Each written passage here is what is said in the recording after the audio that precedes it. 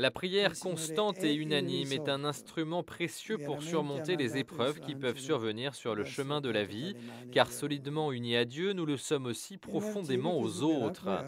C'est ce qu'a dit le pape dans sa catéchèse de l'audience générale mercredi place Saint-Pierre, devant plus de 20 000 personnes.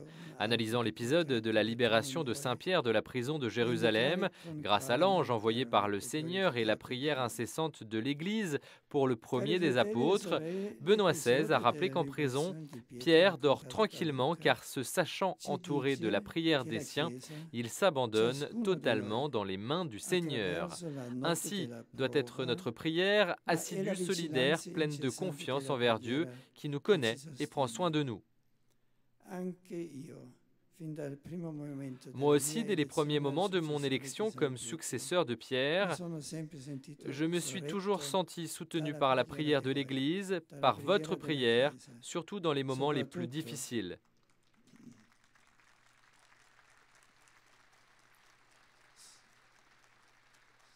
Dans l'épreuve, a conclu le pape, le Seigneur nous libère de nos chaînes, il nous guide pour traverser la nuit de notre emprisonnement qui peut ronger notre cœur. Il nous procure la sérénité nécessaire pour faire face aux difficultés de l'existence, comme le rejet, l'opposition ou la persécution.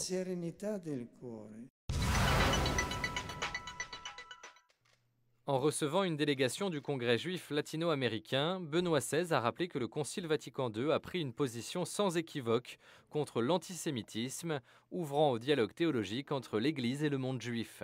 Les bonnes relations actuelles, a ajouté le pape, sont un stimulant pour répondre aux défis du monde. Un dialogue sincère et respectueux entre les religions et les cultures est crucial pour l'avenir de l'humanité. J'espère, a conclu le pape, que cette visite permettra un engagement renouvelé pour renforcer les liens d'amitié et de collaboration. Le prêtre renouvelle sa vie et prend sa force dans son ministère de la contemplation de la parole et du dialogue intense avec le Seigneur. C'est ce qu'a dit le pape dans un bref discours aux enseignants et aux étudiants du Collège pontifical espagnol à Rome, une institution qui, depuis le 19e siècle, a formé des milliers de prêtres. Benoît XVI a observé que le prêtre doit être bien conscient que pour aller à la rencontre des personnes, aller au-devant des pauvres et des malades dans un authentique esprit chrétien, il faut découvrir le Christ dans une prière fervente et constante. Avec ce fondement spirituel, le prêtre sera le signe transparent et le témoin vivant du bon pasteur. Une campagne mondiale à travers la prière du Saint-Rosaire accompagnera l'œuvre d'évangélisation du monde. Elle permettra à de nombreux baptisés de redécouvrir et d'approfondir la foi. Cette initiative, dans le cadre de l'année de la foi, a été citée par Benoît XVI dans son discours aux directeurs nationaux des œuvres pontificales missionnaires. L'annonce évangélique implique souvent difficultés et souffrances.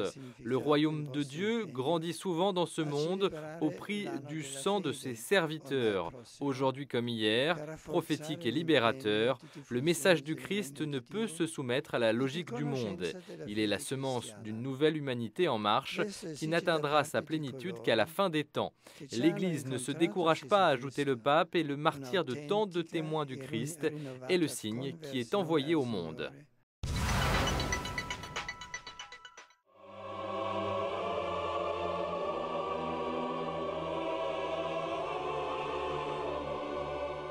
Vendredi 11 mai s'est tenu dans l'Olapole 6 le concert offert par le président italien Giorgio Napolitano à l'occasion du 7e anniversaire de l'élection du pape Benoît XVI. L'orchestre et le chœur du théâtre de l'Opéra de Rome, dirigé par maître Riccardo Muti, ont joué le Magnificat de Vivaldi ainsi que le Stabat Mater et le Te Deum de Giuseppe Verdi. Un concert entièrement italien, depuis les compositeurs jusqu'aux musiciens et jusqu'aux instruments anciens réalisés par les plus grands maîtres luthiers de la péninsule, comme l'a souligné le président Napolitano dans son discours. À la fin du concert, Benoît XVI a remercié le président Napolitano et les artistes. Il a livré une brève analyse des œuvres jouées, soulignant qu'elles sont certainement l'expression de la foi des deux compositeurs, mais aussi l'expression sublime et universelle de la foi de toute l'Église. Chers amis, j'espère que ce soir nous pouvons redire à Dieu avec une foi intense « En toi, Seigneur, réside joyeusement mon espérance. Fais que je t'aime comme ta Sainte Mère. afin qu'au bout du chemin, mon âme reçoive la gloire du paradis. À Monsieur le Président de la République italienne, aux solistes, à l'ensemble du théâtre de l'Opéra de Rome, à Maître Muti, aux organisateurs et à vous tous, merci encore. Que le Seigneur vous bénisse, vous et vos proches. Merci de tout cœur.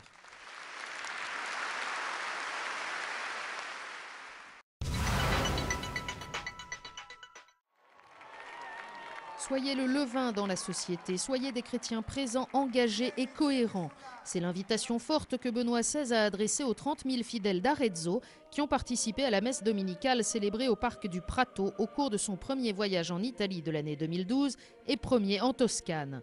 Dans cette province fortement éprouvée par la crise économique, le pape a rappelé comment l'Église au cours des siècles s'est toujours montrée proche de ceux qui sont dans le besoin, partageant les ressources et luttant contre la culture de l'éphémère qui en a trompé beaucoup et a conduit à une profonde crise spirituelle. Le pape a demandé à l'Église locale d'éduquer à surmonter les logiques purement matérialistes qui marquent souvent notre temps et finissent par contaminer même le sens de la solidarité et de la charité.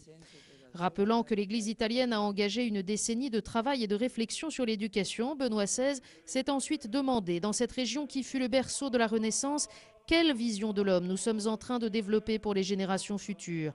Et il a souligné que des lois justes qui défendent la famille et la vie protègent aussi les plus faibles pour conserver un tissu social solide et offrir des perspectives d'espoir pour l'avenir. À la fin de la messe, avant la prière du Regina Coeli, le Saint-Père a demandé à Dieu, par l'intercession de la Vierge Marie, un soutien moral pour que l'Italie ne cède pas à la tentation du découragement et reprenne avec détermination le chemin d'un renouveau spirituel et éthique qui seul peut mener à une amélioration de la vie sociale et civile.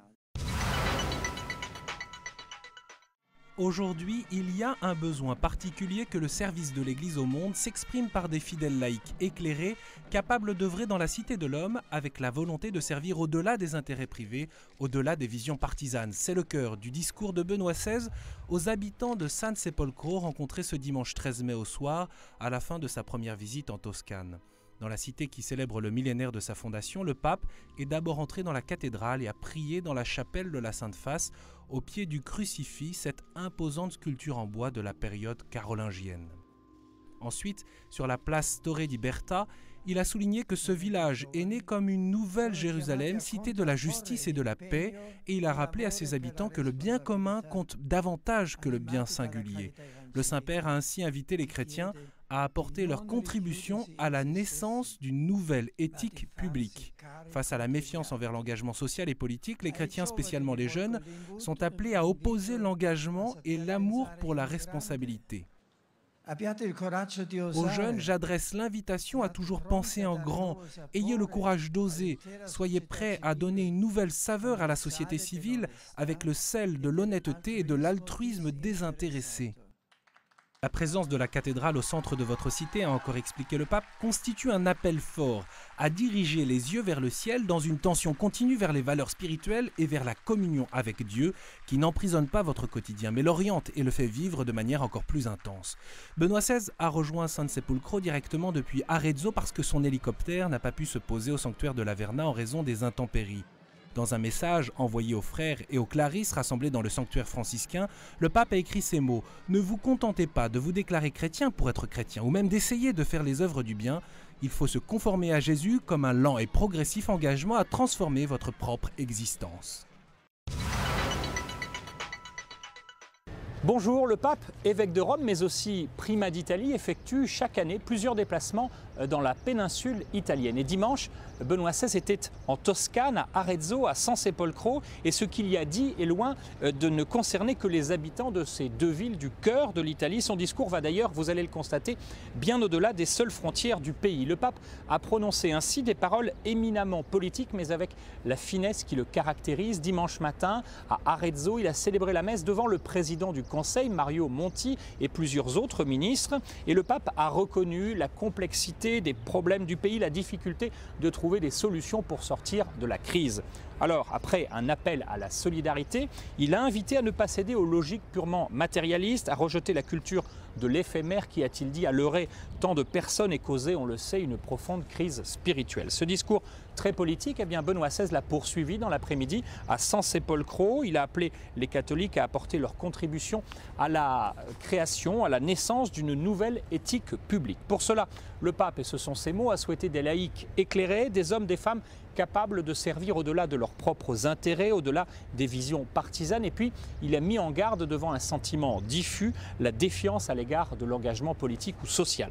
Christianisme, vous l'avez compris, rime donc pour Benoît XVI avec engagement. Un chrétien, a-t-il dit, ne peut se replier sur soi. Au contraire, il doit prendre en charge des autres. Benoît XVI espère une nouvelle génération d'hommes et de femmes politiques et s'adresse aux jeunes.